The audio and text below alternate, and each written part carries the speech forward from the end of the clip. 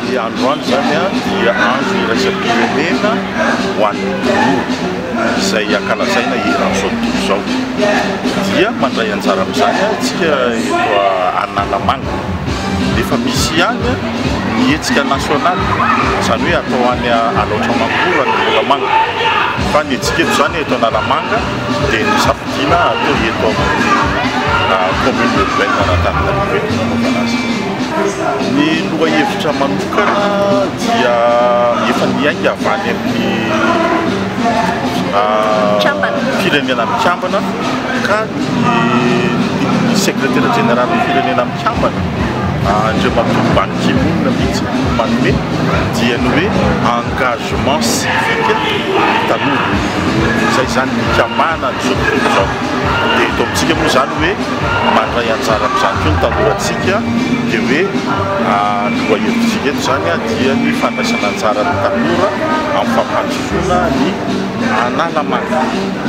Raha ny tantara moa zao dia 7 taona efa misy foana izy io, fa eto amintsika zao fanefany zao no anaovantsika eto Analamanga. Izany hoe misy ny fikambanan'ny tanora. Ireo zany no mitsongaina dia manome solotena vitsivitsy fa tsy ny tanora rehetra tsy ho azontsika tsy ty raha ohatra ka ho antsoina daholo ny tanora rehetra, fa ireo fikambanan'ny tanora izay miandraikitra tanora no natsoina nitondra solotena vitsivitsy. Izay no mahatonga azy ireo vitsivitsy. Fa ireo indray dia hitondra makany amin'ny fokontany, makany amin'ny fikambanana izay misy azy tsirairay. Nanamariana azy androany zao dia niainga tamin'ilay dia maika niainga avy teo amin'ny ministèren'ny tanora mandrapatonga teto amin'ny parvian'ny CUA ty. Izay ny voalohany.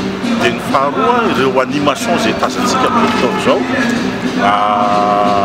ataon'ny tanora mba ho hitan'ny tanora sahalamina. Izay zao ny tena antony io.